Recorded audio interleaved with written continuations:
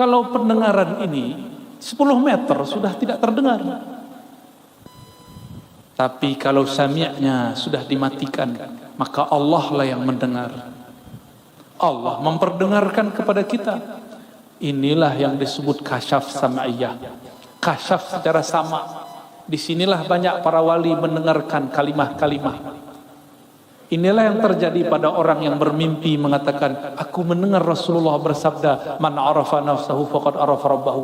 Dicarilah oleh ahli hadis, di mana ini hadis? Tidak ditemukan di kitab hadis manapun.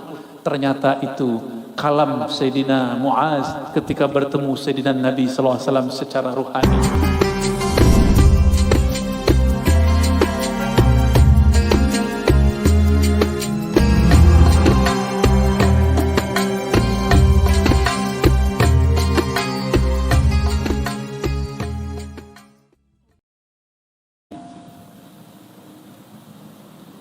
Wala hayyun, jika dia masih menganggap dirinya hidup karena air, dia minum karena makan, maka nanti orang-orang itu akan menyekutukan Allah dengan nasi.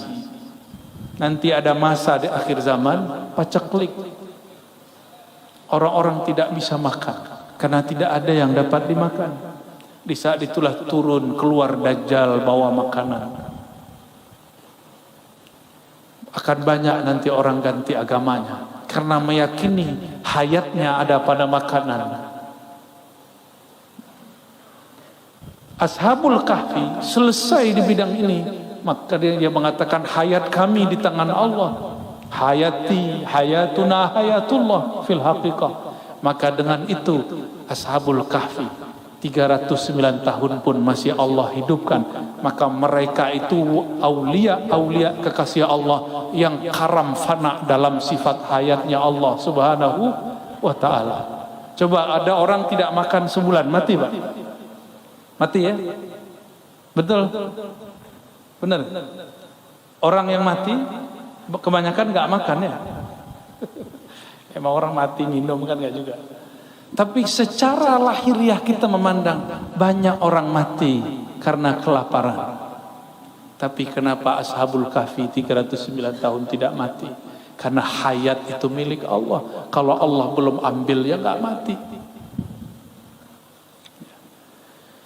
Wala sami'un wala basirun. Kalau pendengaran ini 10 meter sudah tidak terdengar. Tapi kalau sami'nya sudah dimatikan, maka Allah lah yang mendengar. Allah memperdengarkan kepada kita. Inilah yang disebut kasyaf sam'iyah. Kasyaf secara sama. Disinilah banyak para wali mendengarkan kalimah-kalimah. Inilah yang terjadi pada orang yang bermimpi mengatakan, aku mendengar Rasulullah bersabda, man arafa nafsahu faqad arafa rabbahu. Dicarilah oleh ahli hadis, di mana ini hadis? Tidak ditemukan di kitab hadis manapun. Ternyata itu kalam Sayyidina Muaz ketika bertemu Sayyidina Nabi sallallahu alaihi wasallam secara ruhani. Karena samaknya bukan lagi sama yang ini. Coba datang ke Raudhah, datang ke makbarah Nabi sallallahu alaihi wasallam, bisa dengar Nabi? Coba baca salam, Assalamualaikum ya Sayyidina Rasulullah, bisa dengar jawabnya? Karena pakai telinga ini. Coba matikan samamu, engkau akan mendengar Nabi menjawab. Ya. Kenapa ziarah terasa hambar? Karena ziarah baru dengan sifat maknawiyah kita. Belum dimatikan sifat maknawiyahnya. Jadi ini tips kalau mau ziarah kubur. Pakai ilmu mutu qabla'an tamutu. Matikan sifat maknawiyahnya sebelum engkau betul-betul mati. Nah, lalu di paragraf berikut halaman ketiga fana sekalian diri. Ini thariqah ketiga ya, untuk mengenal diri.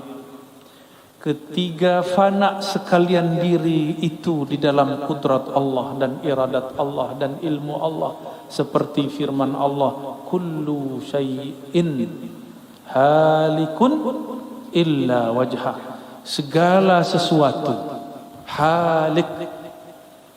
Apa arti halik? Binasa, mati. Halik itu nama lain dari mati, hancur, binasa, karam. Illa wajhah, kecuali wajhullah. Jangan dibayangkan wajah. Apa makna wajah? Fungsi wajah apa Pak? Kita memandang dengan wajah atau memandang dengan apa ini? Ini belakang namanya apa? Nah, ini adalah leher. Kita memandang dengan wajah atau dengan leher? Memandang dengan wajah atau memandang dengan tangan? Apakah memandang dengan lutut? Tidak. Maka disebut ini wajah adalah alat untuk memandang dan objek untuk dipandang. Kalau guru dulu melamar, itu memandang wajah atau memandang lantai guru? Memandang wajah ya? Ya. Yang dipandang wajah. Lalu disebut wajhullah. Apa makna wajhullah? Jangan, Allah itu bukan jisim, bukan fisik, bukan benda, juga bukan benda-benda metafisik. Yang penting Allah bukan sesuatu yang dapat digambarkan. Apa yang terbayang di pikiran Allah, tidak begitu. Begitulah akidah Ahlus Sunnah. Lalu apa yang dimaksud wajah? Maka ulama kita mengambil makna wajah itu adalah hakikat ihsan. Engkau beribadah kepadanya seakan memandangnya. Allah tidak punya fisik seperti ini. Maka kapankah seorang hamba memandang kepada wajahnya? Di saat seorang hamba memandang ke dalam wajah kolbunya. Kolbunya Bani Adam, jika dia hidupkan nama Allah di dalamnya, itulah wajhul asma, wajah nama Allah subhanahu wa ta'ala. Maka nanti di saat semua kolbu mati, hanya kolbu yang di dalam kolbunya terpancar wajah nama Allah yang tidak binasa. Ya. Tiap-tiap sesuatu binasa melainkan zat Allah. Beliau mengartikan wajah di situ zat Allah. Namun saya mengurai bahwa wajah di situ bisa diartikan nama, bisa diartikan fi'il af'al, bisa diartikan sifat, dapat diartikan zat. Adakah nama tanpa zat? Nama beliau ini ada karena memang ada zatnya. Kita sebut guru yang alim. Alim itu sifat. Karena ada gurunya, maka ada alimnya. Coba bayangkan alim tanpa ada orangnya. Bisa? Ini warnanya apa ini? Putih, hijau. Apa ini? Hijau, kita sebut hijau. Tembok hijau, kaligrafi hijau. Sekarang bayangkan hijau tapi tidak ada kaligrafinya. Bisa? Tak bisa. Baju saya putih. Coba pisahkan putih dari baju. Bisa? Tak bisa. Maka maksud Datuk Kelampaian mengartikan zatullah itu tercakup pada nama, sifat, af'al dan zatnya. Gitu ya. Dan lagi firman-Nya, innani anallahu la ilaha illa ana fa'budni wa aqimis salata li dzikri. Ini surat Thaha. Artinya bahwa sesungguhnya akulah Allah, tiada Tuhan, hanya aku, maka sembah olehmu akan daku, dan kerjakan olehmu akan sembahyang 5 waktu karena menyebutku. Ini terjemahan beliau. Lalu beliau mengatakan syahdan wajib kita mengikut amr Nabi sallallahu alaihi wasallam. Amrnya ini artinya perintah. Dan menjauhi segala larangannya supaya mudah-mudahan termasuk kandung Abdullah, yakni hamba Allah Ta'ala yang kamil pada kehambaannya. Setelah itu hendaklah kita kerjakan musyahadah keesaan zatnya dan muraqabah dan muhadarah. Nah, ada 3 di situ ya. Nah, ini yang unik, ini yang berbeda daripada Datuk Kelampayan dengan beberapa ulama-ulama yang lain. Beliau menambahkan namanya muhadarah. Pertama musyahadah ya. Itu paling tinggi. Bawahnya turun muraqabah. Turun lagi muhadarah. Di kitab-kitab yang lain cuma 2. Musyahadah, muraqabah. Hanya beberapa kitab yang menyebutkan muhadarah, dan beliau ya menyebutkan muhadarah, yaitu menghadirkan hati kita kepada hadiratnya serta mengucap zikir la ilaha illallah. Ini karena belum mengikuti syarat beliau, saya tidak boleh talqin dulu. Ya. Tapi tidak tahulah nanti ya. Nanti kalau halnya datang, siapa tahu nanti kita talqin.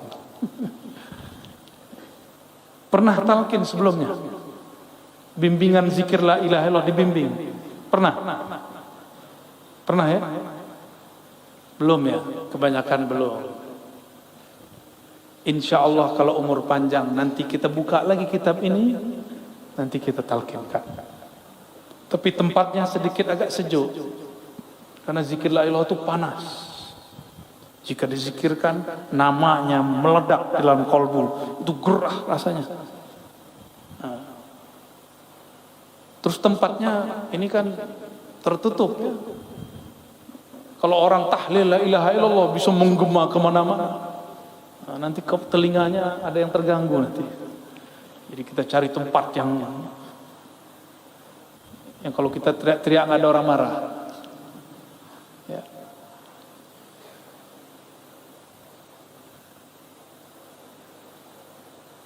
Nah, ini halaman 5, 6, 7 itu kaifiyat thariqah samaniyah.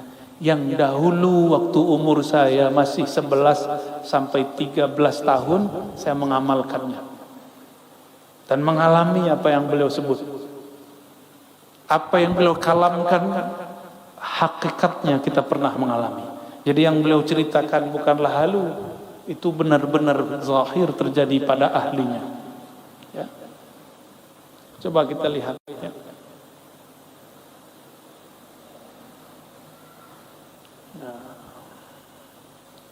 Di paragraf berikutnya ya, seyogyanya atas kita tatkala hendak mengerjakan zikir itu mandi dan bersuci.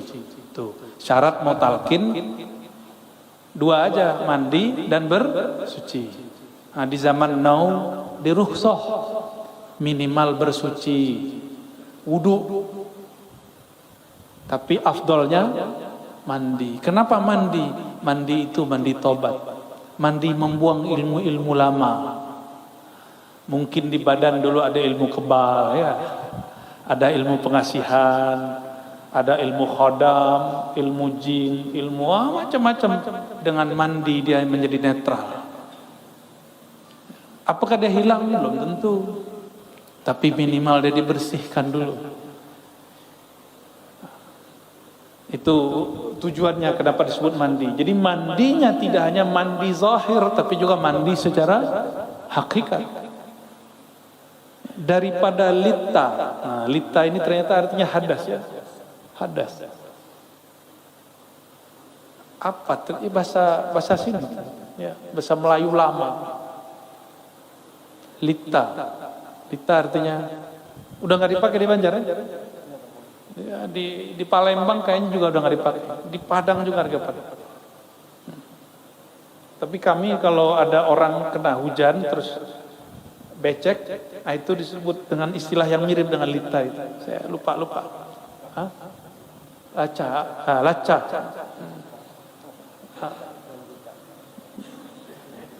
Gitu deh ya. Lica. Yang zahir serta mengambil air sembahyang. Mengambil air sembahyang itu wudu. Sekarang orang-orang sudah gak mau lagi pakai bahasa sembahyang, katanya syirik. Masa Datuk Kelampayan syirik ya. Orang lebih lama di Mekah daripada si ustadz yang baru-baru ini. Beliau tidak mempermasalahkan kata sholat, kata wudhu dikaitkan dengan lafaz sembahyang. Karena orang dahulu menyebut Allah itu hiyang. Orang dulu menyebut hiyang. Hiyang itu bahasa Sanskerta. Padanannya dalam bahasa Arab huwa, hiya, huwa, hiyang, sama. Dia yang maha tak dapat dibayangkan. Itu arti hiyang. Saya bertanya kepada ahli bahasa yang mengerti bahasa Sanskerta, kata mereka hiyang itu artinya dia yang tak tergambarkan oleh pikiran. Sama dengan huwa, Allah, dia. Ya. Makanya beliau itu tidak mempermasalahkan lafaz sholat diterjemah jadi sembahyang. Sekarang masih, guru. Mari sembahyang. Disebut syirik nggak, guru? Biasa ya. Bedakan islamisasi dengan arabisasi. Islamkan orang, arabisasi nurut. Nanti pelan-pelan kita bisa Arabkan ya. Saya tadi siang ya takziah dan ziarah ke guru Sya'rani Tayyib. Itu rumah bait ilm lughah. Itu rumah ngomong bahasa Arab terus, Pak. Hatta walad saghir yatakallam bil Arabiyyah ya. Anak kecil ngomong bahasa Arab. Kadang-kadang pakai amiyah Makkah lagi, kita pusing-pusing sendiri. Ajib ya. Rahimahullah Syekhana Syekh Muhammad Sya'rani Tayyib. Amin. Lalu beliau mengatakan, dan yang batin dengan mengucap istighfar, maka bolehlah disebut bersihnya tubuh dengan air, bersihnya kolbu dengan istighfar. Istighfar itu disebut dengan mandi. Bedanya dengan taubat, taubat itu mandi junub batin. Kalau istighfar mandi biasa. Pagi sore kita mandi. Jadi orang-orang yang ahlullah, jika Allah kasyafkan rohaninya, dia melihat orang sedang istighfar itu seperti mandi. Ya. Minta ampun ke hadirat Tuhan kita. Nah, kata Tuhan katanya juga nggak boleh, guru. Kata Tuhan itu ketua kelasnya para dewa. Mengada-ada ya. Tuhan kita Azza wa Jal dengan memakai pakaian yang putih. Inilah sejarahnya kenapa dahulu di majelis-majelis kajian dan salawat yang ada di negeri Banjar hampir semua berbaju putih. Dulu sebenarnya tidak mesti. Itu dulu pakaian orang bertorikoh. Untuk ngambil talqin mereka pakai baju putih-putih. Nah, jadi nanti kalau mau talqin Pak, bajunya putih-putih. Nah, dan kebiasaan itu nyebar, bahkan tidak talqin pun guru-guru kita berbaju putih. Dan khalwat, nah ini yang mahal ya. Khalwat di tempat yang sunyi. Udah nggak ada yang berani kan? Ya. Jadi di zaman akhir zaman ini Allah turunkan ulama-ulama yang mentajdid, merevisi latihan-latihan rohani. Sekarang tidak mesti lagi kalau ingin beramal lalu kita cari tempat yang sunyi.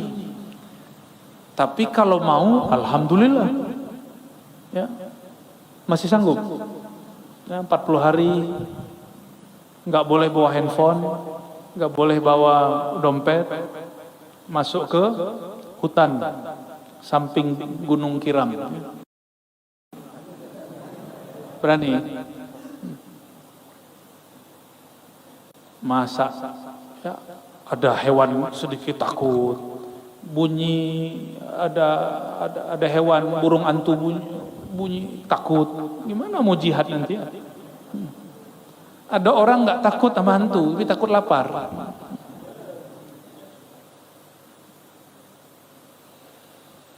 Maka sembahyang 2 rakaat. 2 rakaat 1 salam, mohonkan taufik dan hidayah. Apa arti taufik? Taufik itu dari kata waffaqa yuwaffiqu taufiqan, kesesuaian jalan dengan kudrat iradat Allah Subhanahu wa ta'ala.